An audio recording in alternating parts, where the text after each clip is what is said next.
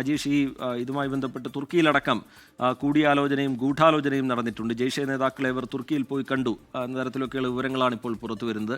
ആ കൂടിക്കാഴ്ചയ്ക്ക് ശേഷമാണ് ഡോക്ടർമാരായി ഇവർ നിയമനം നേടിയത് എന്നതടക്കമുള്ള വിവരങ്ങൾ പുറത്തു വരുന്നു.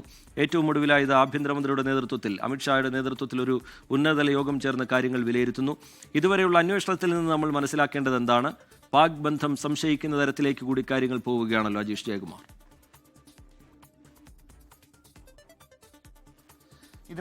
ഇതുവരെയുള്ള അന്വേഷണത്തിൽ നിന്ന് വ്യക്തമാവുന്നത് ഈ ഒരു ആസൂത്രണം തുടങ്ങിയത് 2 വർഷങ്ങൾക്ക് മുൻപ് എന്നാണ് മനസ്സിലാക്കാൻ സാധിക്കുന്നത്. ഇതിന്റെ തുടക്കം എന്ന് പറയുന്നത് ഡോക്ടർ മുസമ്മിൽ 2021 ഈ അൽഫല സർവകലാശാലയിൽ ജോയിൻ ചെയ്തതിന് ശേഷമാണ്. അതിനുശേഷം 2 വർഷങ്ങൾ കഴിഞ്ഞാണ് ഡോക്ടർ ഉമർ ഈ സർവകലാശാലയിൽ ജോയിൻ ചെയ്യുന്നത്. മുസമ്മിൽ അധ്യാപകനായിരുന്നു.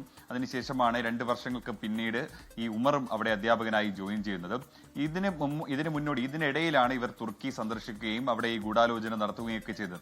ഇതിന്റെ ഭാഗമായിട്ടായിരുന്നു രാജ്യത്തിന്റെ പ്രധാനപ്പെട്ട ഭാഗങ്ങളിലൊക്കെ വിവിധ ആശുപത്രികളിൽ ഇവർ നിയമനം നേടിയതും അവിടെ നിന്ന് ആളുകളെ റിക്രൂട്ട് ചെയ്യാൻ വേണ്ടിയിട്ടാണ് എന്നുള്ളതാണ് അന്വേഷണ സംഘത്തിന്റെ ഇപ്പോഴത്തെ കണ്ടെത്തൽ. അതായത് ഡോക്ടർ ആദിൽ, ജമ്മു കശ്മീരിൽ നിന്ന് പിടിയിലായിട്ടുള്ള ഡോക്ടർ ആദിൽ റാത്തർ സൊഹ്റാൻപൂരിലെ ഒരു മെഡിക്കൽ കോളേജിലായിരുന്നു ജോലി ചെയ്തിരുന്നത്. അയാൾ അവിടത്തെ കുറച്ച് ആളുകളെ റിക്രൂട്ട്മെന്റ് ചെയ്യാൻ വേണ്ടിയിട്ടാണ് അവിടെ ജോലി ചെയ്തത്. അതിനുശേഷം ഈ അൽഫല സർവകലാശാലയിൽ 3 പ്രധാനപ്പെട്ട ഡോക്ടർമാർ, ഡോക്ടർ ഉമർ, ഡോക്ടർ ഈ കൂട്ടത്തിലെ വനിതയായിട്ടുള്ള ഡോക്ടർ ഷഹീം, ഒപ്പം തന്നെ ഡോക്ടർ മുസമ്മിൽ, ഇങ്ങനെ 3 പേർ ആ ഭാഗത്ത് നിന്ന് ആളുകളെ റിക്രൂട്ട് ചെയ്തിരുന്നു.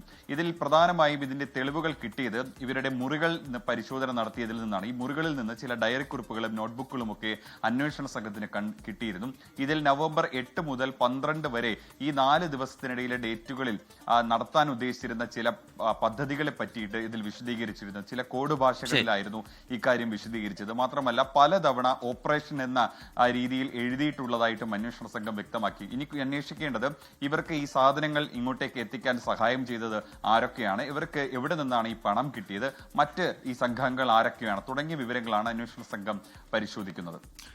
ശരി, അജീഷ് ജയകുമാറും വിനീത വിജിയും വിശദാംശങ്ങൾ പങ്കുവയ്ക്കുകയായിരുന്നു. ഡൽഹിയിൽ 6 ഇടങ്ങളിൽ ഭീകരാക്രമണം നടത്താൻ ഈ പ്രതികൾ പദ്ധതി തയ്യാറാക്കിയിരുന്നു എന്നുള്ള നിഗമനത്തിലേക്കാണ് ഇപ്പോൾ അന്വേഷണ സംഘം എത്തിയിരിക്കുന്നത്. അതിനിടയിൽ ഒരു ഡോക്ടറെ കൂടി ഇന്ന് അന്വേഷണ സംഘം കസ്റ്റഡിയിലെടുത്തിട്ടുണ്ട്. ലോകത്തെവിടെയായാലും ഏത് സമയത്തും 24 വാർത്തകളും ഓഗ്മെന്റഡ് റിയാലിറ്റി പാക്കേജുകളും എക്സ്പ്ലെയിനറുകളും വിശദമായി കാണാൻ ഞങ്ങളുടെ യൂട്യൂബ് ചാനൽ നിങ്ങൾക്ക് സബ്സ്ക്രൈബ് ചെയ്യാം.